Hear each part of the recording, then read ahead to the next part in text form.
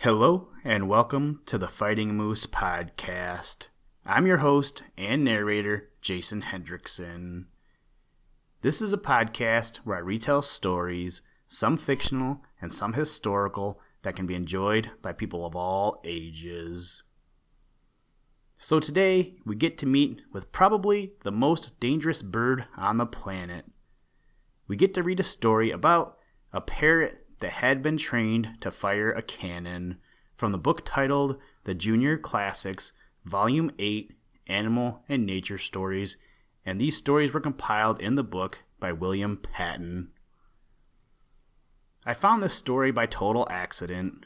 I went in search of a King Artur story, but I couldn't remember quite exactly which book I had used in the past.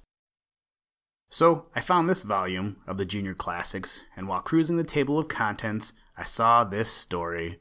My first thought was, that's awesome. So of course, I had to do it. In podcast-related news, if my calculations are correct, next week we should be coming up on releasing our 250th episode for the podcast. Looking at my numbers, today marks the 247th. That's pretty exciting, isn't it? I hope that you have been enjoying the podcast, and if you enjoy it, tell a friend. I know I have enjoyed it. It allows me to get a little creative, and also I get to read all of these short stories. I have read a lot more than I released. Sometimes I get done reading the story and I just didn't like it, so I move on to the next. So again, thank you for your patronage to the podcast. Now, let's turn to today's story. I hope you enjoy. Let's begin. Liftoff. We have a liftoff.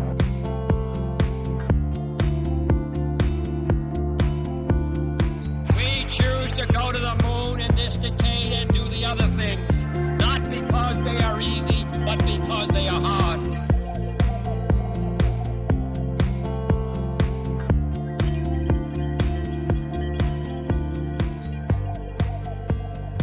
A parrot that had been trained to fire a cannon.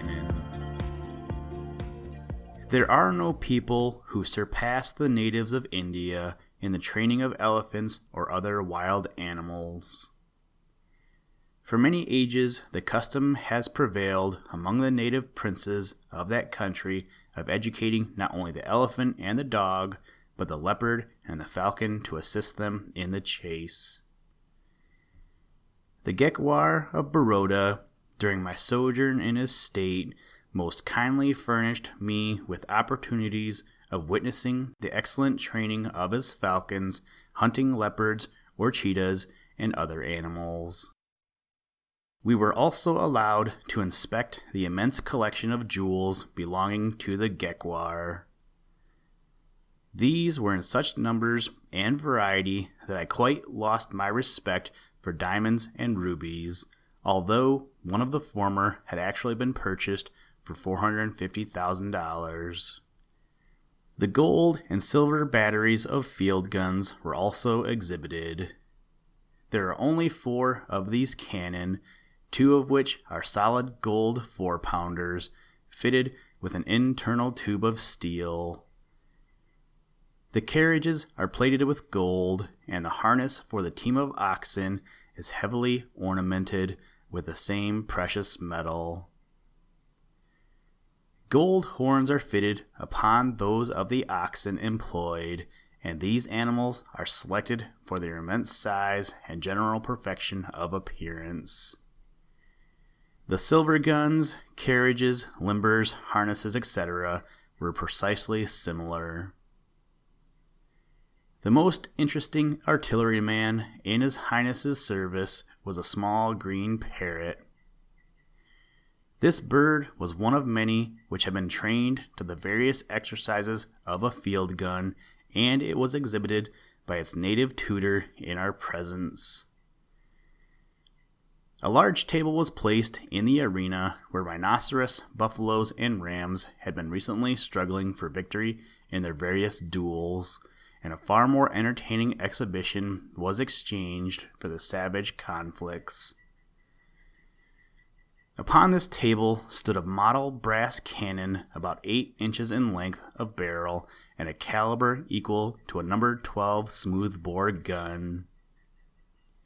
The rammer and sponger lay by the side of the small field piece. About a dozen green parrots were spectators who were allowed to remain on perches, while the best trained gunner was to perform in public before at least 3,000 spectators, the Gekwar and his ministers and friends, including ourselves, being seated in a raised structure similar to the grandstand of an English racecourse, which commanded the entire arena, the parrots being immediately beneath. The gunner was placed upon the table and at once took its stand by the gun and, in an attitude of attention, waited for orders from its native master.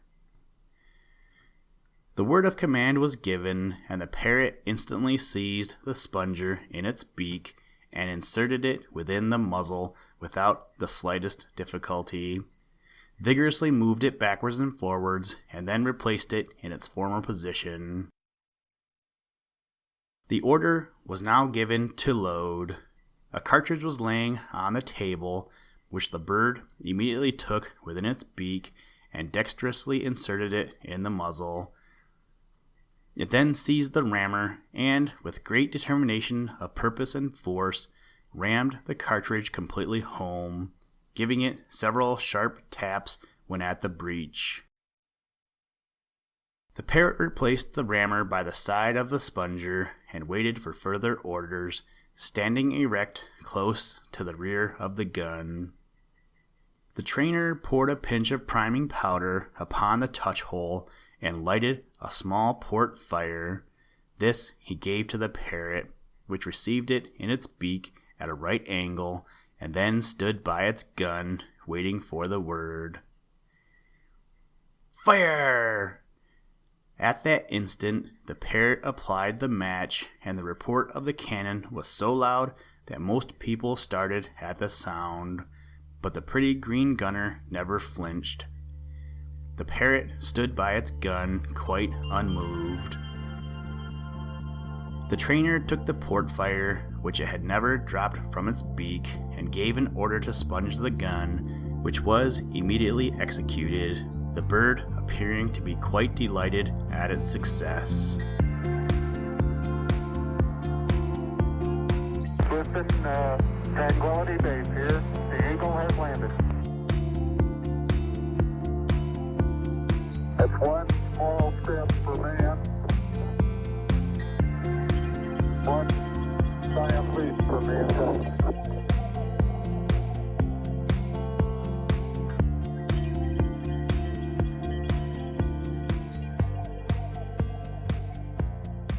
Thank you for listening to this episode of the Fighting Moose podcast.